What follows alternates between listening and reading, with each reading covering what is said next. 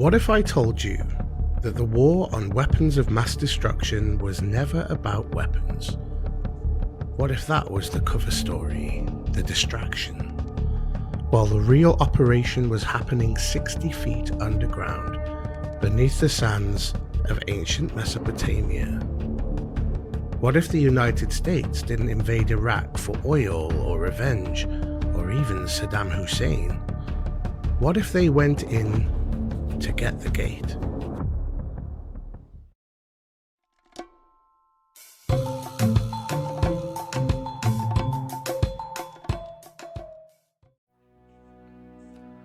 Welcome back, you beautiful truth seekers. Grab your tinfoil hat. Tonight, we're going deep down the rabbit hole. This is the Iraq Stargate theory, and once you hear it, you cannot unhear it.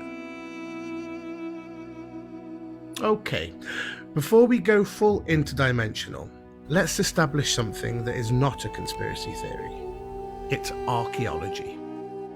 Iraq is not just a country.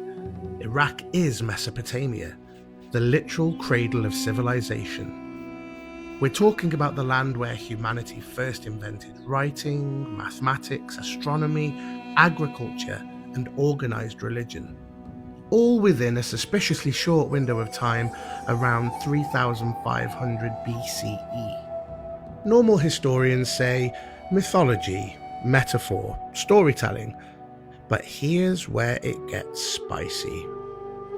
Ancient Sumerian texts, particularly the ones translated by controversial scholar Zecharia Sitchin, describes these beings arriving through portals, specific locations, places where the veil between the worlds was thin, where the Anunnaki could step from their realm and into ours.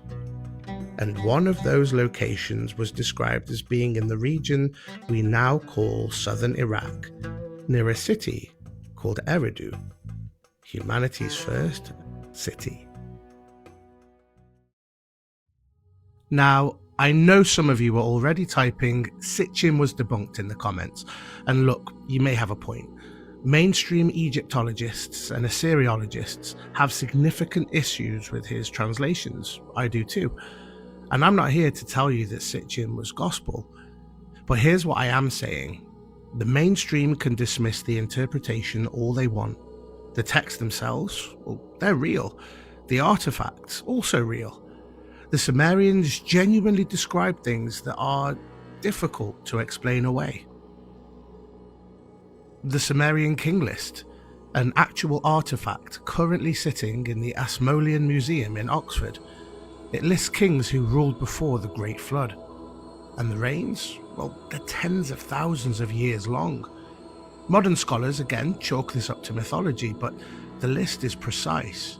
It has names, it has locations, and several of those pre-flood locations, well, they match up with archaeological sites in modern Iraq. Now enter Zecharia Sitchin, author of The 12th Planet, a book that, whether you buy his translations or not, sold millions of copies and sparked a global conversation. His core claim? The Anunnaki were extraterrestrials from a planet called Nibiru. They came to Earth, genetically engineered humanity, and used special portal sites called Stargates to travel back and forth. He identified several potential Stargate sites, one near Nippur, a massive ancient Sumerian city in central Iraq, one near Eridu in the south, and one, and this is where it gets very interesting, potentially located near Babylon, which, as any Gulf War veteran will tell you, is right next to a little place called Al-Hilal, which is approximately 50 miles south of Baghdad, which is exactly where US forces set up one of their first and most heavily secured forward operating bases in 2003.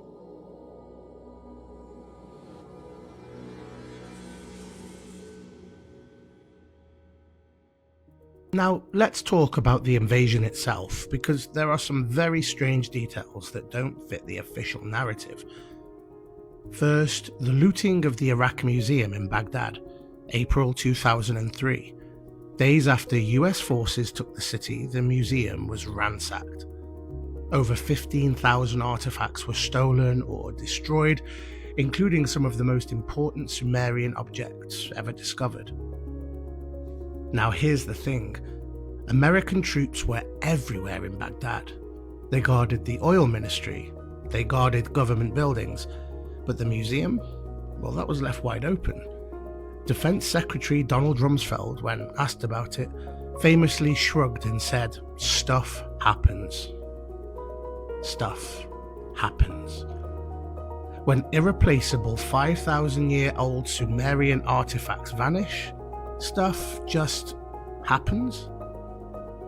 Theorists like Michael Sarian, Jim Mars, and others have pointed out that several of the most selectively stolen items were specific cylinder seals, tablets relating to Sumerian cosmology and certain ritual objects whose purpose archaeologists have never fully understood.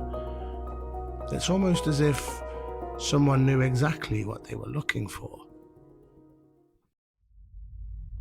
Now, let's talk about Saddam Hussein himself. Because Saddam wasn't just a dictator with a grudge. He was obsessed with ancient Babylon. Genuinely, deeply, personally obsessed. He spent hundreds of millions of dollars rebuilding the ancient city of Babylon, right on top of the original ruins. Archaeologists were furious, by the way, because rebuilding on an active archaeological site is a nightmare, but Saddam, he didn't care. He had himself depicted in murals alongside Nebuchadnezzar II, the ancient Babylonian king. He literally had bricks inscribed with his own name placed throughout the reconstruction, mimicking a practice Nebuchadnezzar used 2,500 years earlier. Why? Why does a 20th century dictator with Soviet tanks and chemical weapons care this much about the reincarnation of an ancient Babylonian king? Unless Saddam knew something about what was beneath the ground. And then there's this. Multiple sources, including Paul Hellyer, the former Canadian Minister of National Defence, has claimed that the world government has been aware of non-human intelligence and their technology for decades. Hellyer specifically said that governments have been back-engineering extraterrestrial craft. If that technology exists, might not the original source of it, an ancient portal, a Stargate, be the most valuable thing on Earth? More valuable than oil? More valuable than a regime change? Suddenly the invasion makes a different kind of sense. Okay, let's get into the actual gate. What are we theorizing here, physically? Well, the theory draws from multiple sources. Source 1, Sumerian imagery. Cylinder seals and stone carvings from ancient Sumer repeatedly show a symbol, a circular ring flanked by two posts, with figures either entering or emerging from it. Mainstream archaeology calls this a divine doorway, a symbolic representation of the god's domain.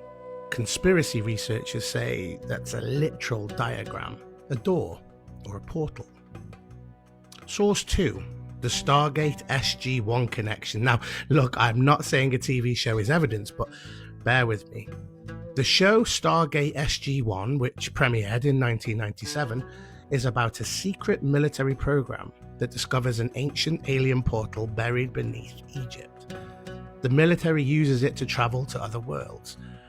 The show was extremely well researched. The writers consulted with actual Egyptologists and drew heavily from Sitchin's work. But here's what's strange. The show specifically features an episode dealing with Stargates in Mesopotamia. There's even an episode, I'll let you find it, where the fictional government is trying to secure a gate before a hostile force does. The show began 6 years before the 2003 invasion.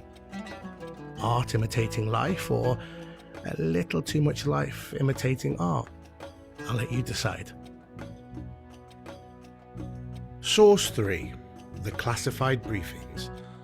This is where we go full deep end, so please do your best to stay with me.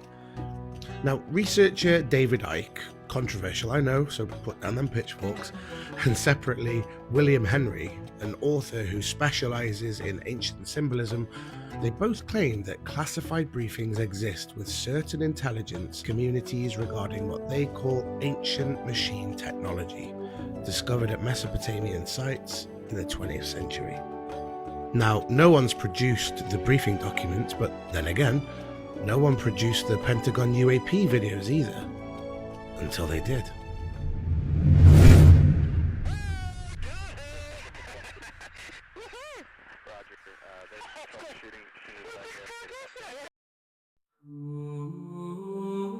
So as I said, we're going deep into the rabbit hole now. So rabbit hole number 1, the Tower of Babel. The Tower of Babel, it's a biblical story. People build a tower to reach the heavens. God gets annoyed, scatters them, and he confuses their language. Most people read this as a metaphor, but the Tower of Babel is widely believed to have been a ziggurat. Specifically, scholars think it refers to the great ziggurat of Babylon, called Etemenarche, which means in Sumerian, house of the foundation of heaven and earth. A house that connects heaven and earth. That's not a metaphor for ambition. That sounds like a description of an interdimensional transit point. And Etemenarche, located in Babylon, which is in Iraq, which is now an archaeological site that Saddam Hussein partially reconstructed and US forces later occupied. Rabbit hole 2, the Anunnaki return timeline. Sitchin claimed, based on his reading of the texts, that the Anunnaki operate on a cycle tied to the orbit of a planet called Nibiru, approximately every 3,600 years. He calculated that the last major Anunnaki presence was around 600 BCE, right around the height of the Babylonian Empire. Add 3,600 years, you get approximately 3000 CE. Close enough that some theorists argue we are an approach of that window right now, that the gate, if it exists, might be activating. And governments who've known about this for decades scramble to either control it or destroy it before it opened. Rabbit hole 3, Dick Cheney and Halliburton. I know, follow the money is the oldest trick in the conspiracy playbook, but Halliburton, the company Cheney ran before becoming vice president, received billions in Iraq reconstruction contracts. Part of that reconstruction included extensive underground infrastructure work, underground in Mesopotamia. While the public was told it was for pipelines and bunkers, but what exactly was being built or excavated underground? But we don't fully know. The contracts were classified or heavily redacted. Rabbit hole 4, the UFO surge post-invasion. Now, here's one that doesn't get talked about enough. Following the 2003 invasion, there was a documented spike in the UAP, or unidentified aerial phenomena, sightings over Iraq and the wider Middle East, all reported by military personnel. Multiple accounts from soldiers describe seeing objects they couldn't explain hovering over archaeological sites, particularly in the south, near ancient Sumerian locations. Were they attracted to something that had been disturbed? Something that had been activated? Now here come the counter-arguments. This is where it kind of starts to fall down a little bit. The mainstream explanation for all of this, the Iraq War, was about oil, geopolitical strategy, and the post 9/11 pressure. The museum looting was a tragic but predictable result of chaotic urban warfare. Saddam's Babylon obsession was megalomania. The Sumerian texts are mythology, not history. Sitchin's translations are not accepted by mainstream Assyriology. And honestly, those are real points. Sitchin did take significant liberties with translations. Many Sumerian scholars have specifically refuted his interpretations. The Halliburton contracts, while ethically questionable, were largely about oil infrastructure. We know this from multiple investigative reports. The UAP sightings are, well, UAP sightings. Interesting, but not really conclusive. So it is possible that none of this connects, that it's all pattern matching on a random world. Sure, it's possible. But here's why I keep coming back. Why Iraq? Of all the places on Earth, why did the most powerful military in human history spend trillions of dollars, thousands of lives, and decades of political capital on a country that turned out to have no weapons of mass destruction? There was no meaningful Al-Qaeda links, and oil that was readily available through existing deals. Well, something doesn't quite add up. And when something doesn't add up, I stay open to what else might be in the equation. Here's where I land on the Iraq Stargate theory. Do I think there's a literal alien portal buried under Babylon? I think the evidence is circumstantial. I think Sitchin was working with real text, but possibly also a real wild interpretation. I think the looting of the museum is genuinely unexplored and underinvestigated, but again, it is sadly part of the urban turmoil that was existing at that time. But more on the specific claim. I think this theory points at something true in its bones. The ancient world was stranger than we're taught.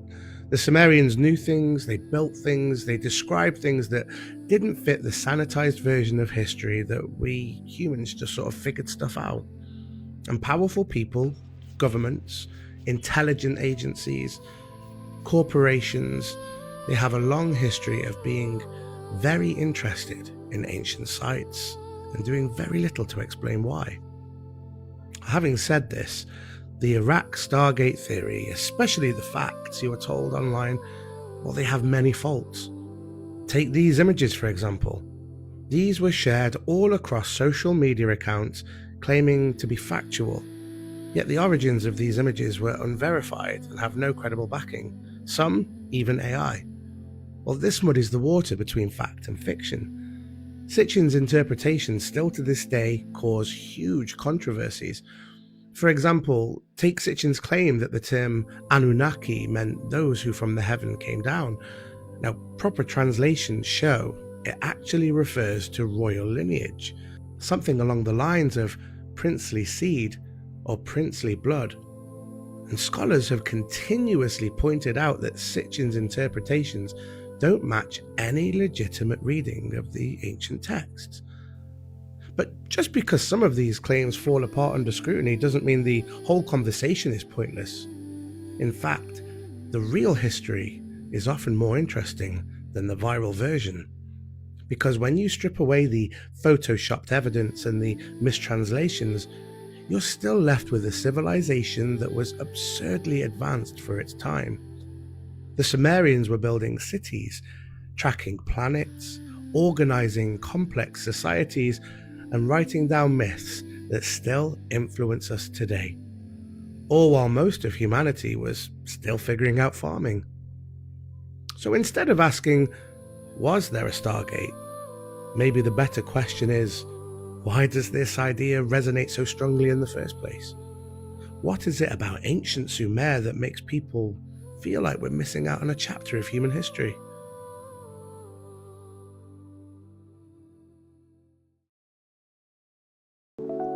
If you made it this far, you're one of us. Drop a message in the comments if you think the gate is real. Drop a message in the comments if you just think we were there for oil. I want to know where you stand. Like, subscribe, hit that bell, because next week we're going to try and go somewhere even further down the rabbit hole together.